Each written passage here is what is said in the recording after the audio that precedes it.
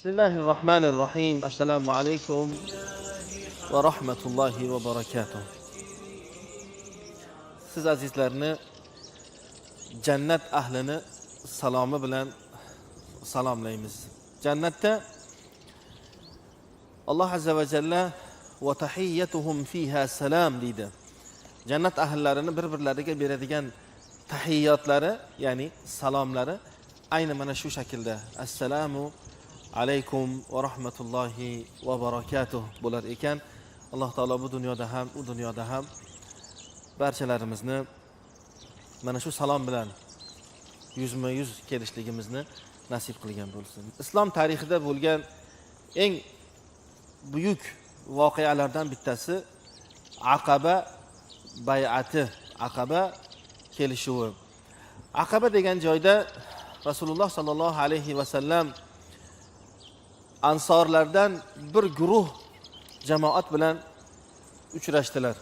Bu hijratdan oldin bi'satni, ya'ni payg'ambarimizga payg'ambarlik kelganidan 13 yil o'tib Makkadan hijrat qilishliklaridan ozgina avval Aqaba degan joyda Madinadan kelgan ansorlar bilan payg'ambarimiz uchrashdilar.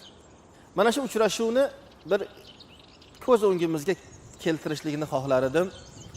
Payg'ambarimiz Makkadan Madinaga hijrat qilmoqchilar.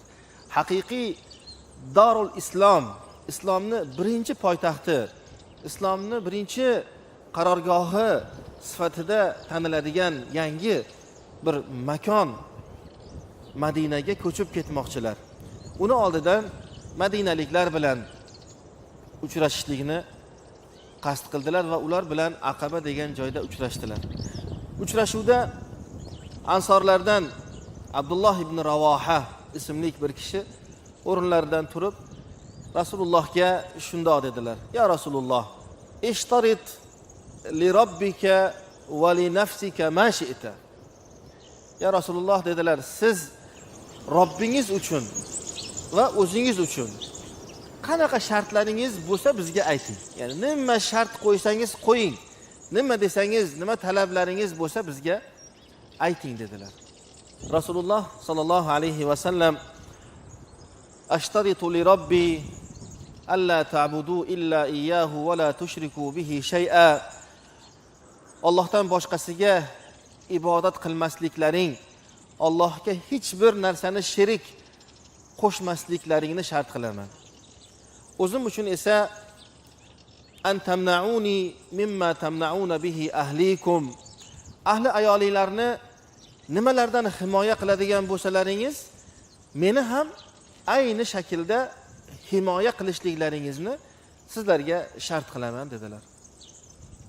Shunda Abdulloh ibn Ravoha radhiyallohu anhu, agar biz bu shartlaringizni ado qilsak, bizga nima bo'ladi deb so'radilar. Shunda Rasululloh sallallohu alayhi va sallam va lakumul jannah, sizlarga jannat bo'ladi dedilar. Bay'atul Aqaba. Bay'a degani oldi sottiga o'xshagan narsa. Kelishuv, shartnoma degan ma'nolarni bildiradi. Qarang, Rasululloh sallallohu alayhi va sallam bu uchrashuvni bay'at dedilar. Ya'ni kelishuv dedilar. Nimaga kelishildi?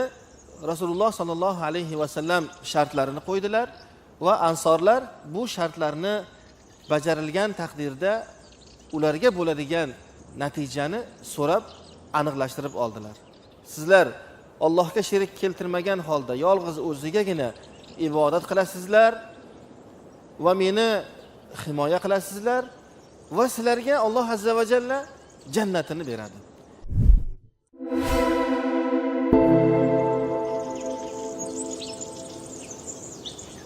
Ansorlar Aqaba kelishuvida, Aqaba bay'asidagi va'dalariga sodiq qoldilar. Allohning dinini, tavhidini dunyoga yoydilar. Rasululloh sallallohu alayhi va sallamga o'z shaharlaridan joy berib, har turli himoyani payg'ambarimiz sallallohu alayhi va sallamga berdilar. Kelishuvning ikkinchi qismi jannat, Allohdan bo'ladigan mukofot ularni kutyapti inshaalloh. Tarixdagi eng mashhur sahobalardan Abu Sufyon radhiyallohu anhu Toif g'azotida ko'zlaridan yaralangan ekanlar. Payg'ambarimiz sollallohu alayhi va sallam Abu Sufyonni oqib tushgan ko'zini qo'lida ko'tarib yurgan holatda ko'rdilar. Shunda Payg'ambarimiz alayhissalom: "Ey Abu Sufyon, sizga qaysi biri sevimliroq, qaysi biri sizga mahbubroq? Shu ko'zingizni jannatda bo'lishligimi va yoki duo qilaman, Alloh taolo shu ko'zingizni qaytarib beradi." deganlarida, "Yo'q, ya Rasululloh. Ko'zim jannatda bo'lishligi men uchun mahbubroq" degan ekanlar.